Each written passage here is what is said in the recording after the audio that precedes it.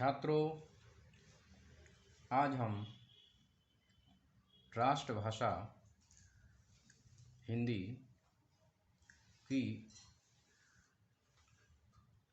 विशेषताओं पर चर्चा करेंगे। इससे पूर्व हमने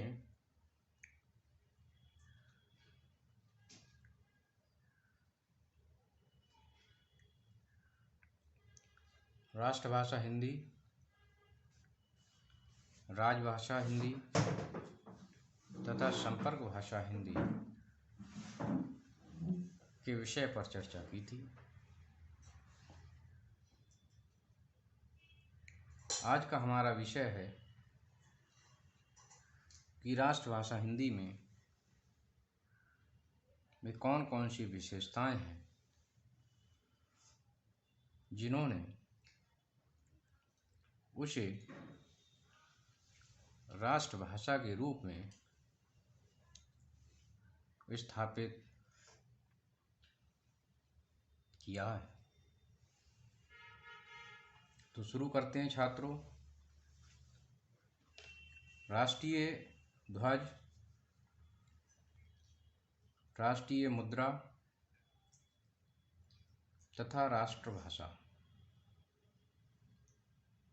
किसी भी राष्ट्र के स्वाभिमान के परिचायक तत्व होते हैं।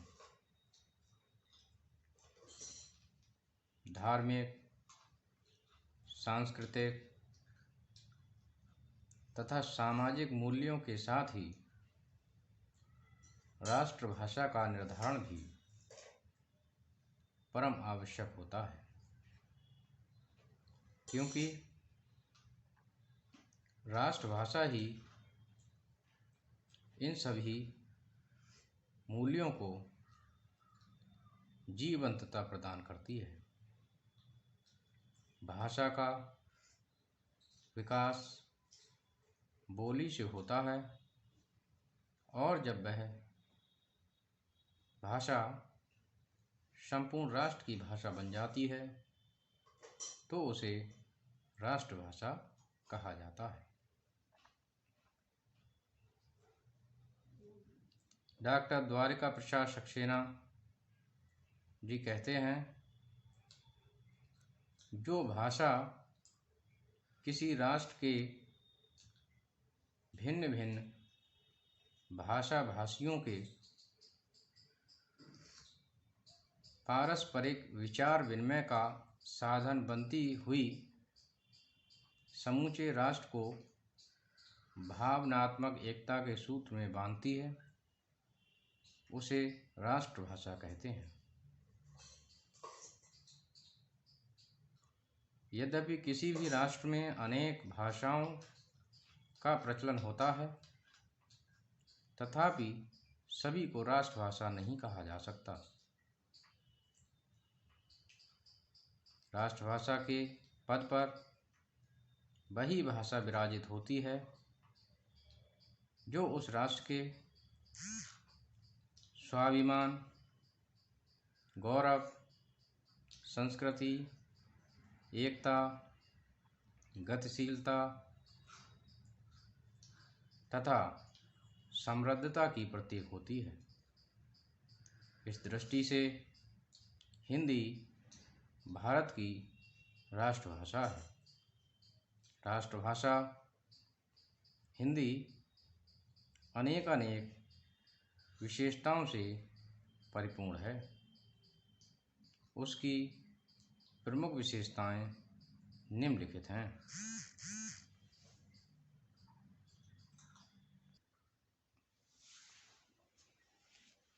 तो छात्रों, अब हम राष्ट्रभाषा हिंदी की विशेषताओं पर चर्चा करेंगे।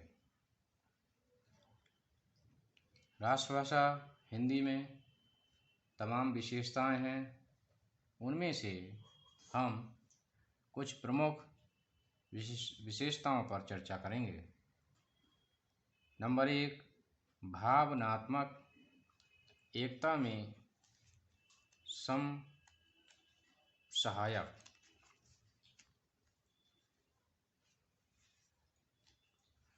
राष्ट्रभाषा हिंदी में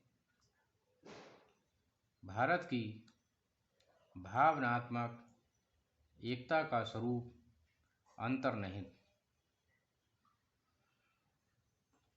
है। ये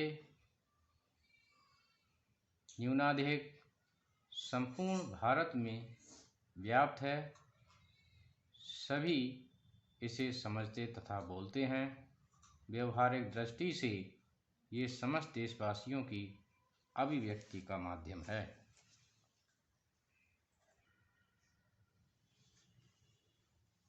राष्ट्रभाषा हिंदी की दूसरी प्रमुख विशेषता है भारतीय संस्कृति की समवाहिका।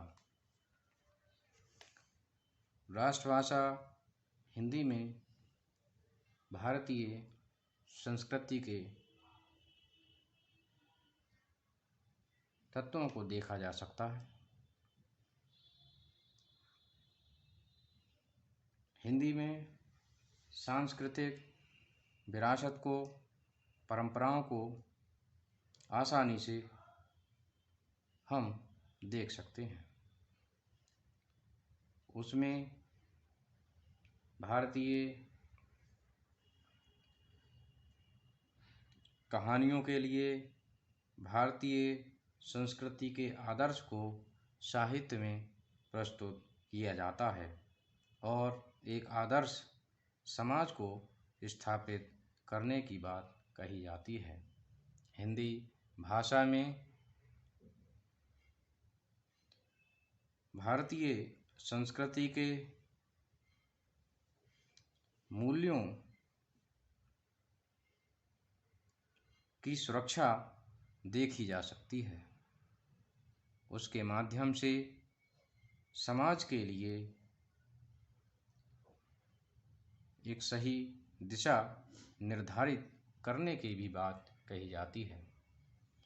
अब हम बात करते हैं, अगला तत्व है सार्वजनिकता या सार्वजनीनता।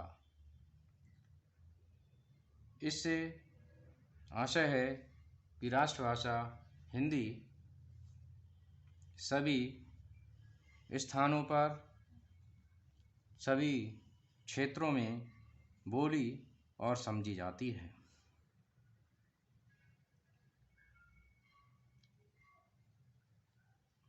हिंदी एक ऐसी भाषा है जो भारत के सर्वाधिक जनसंख्या वाले प्रांतों में बोली जाती है। उत्तर भारत में तो हिंदी भाषी राज्य के नाम से भी चर्चित हैं। उत्तर प्रदेश, उत्तराखंड, बिहार, झारखंड, मध्य प्रदेश, छत्तीसगढ़, राजस्थान, हरियाणा, दिल्ली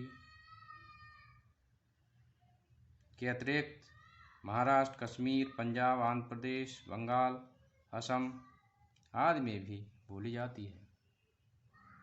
अब हम बात करते हैं, अगला तत्व है बोधगम्यता। बोधगम्यता का आशय होता है जो समझने में आसान हो। हिंदी भाषा एक ऐसी भाषा है जिसको आसानी से समझा जा सकता है, सहजता से उसको सीखा जा सकता है। इस भाषा में क्लिष्टता और दुरूहता नहीं है। इसको हम आम जनजीवन में भी प्रयुक्त करते हैं। इसलिए हिंदी भाषा की बोध गम्यता एक प्रमुख लक्षण है। इसके बाद हम बात करते हैं आदर्श एवं परिष्कृत भाषा। हिंदी भाषा एक आदर्श भाषा है तथा वह परिष्कृत भाषा है। आदर्श और परिष्कृत भाषा होने से आशय है कि वह एक मानक भाषा है। वह व्याकरण के नियमों को मानने वाली है और शुद्ध, प्रांजल तथा परिमार्जित है। इसके बाद अब हम बात करते हैं वैज्ञानिक लिपि द्वारा परिपोषित। हिंदी भाषा देवनागरी लिपि में लिखी जाती है। और वह पूर्णतया वैज्ञानिक लिपि है। इस लिपि में ध्वनि और लिपि का सुंदर सामंजस्य है जो अन्यत्र देखने को नहीं मिलता है।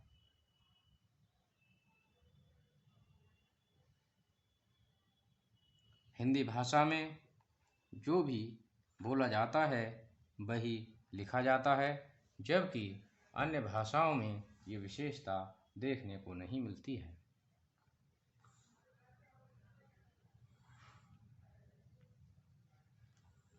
इसके पद विन्यास, शब्द विन्यास, वाक्य विन्यास सभी कुछ वैज्ञानिक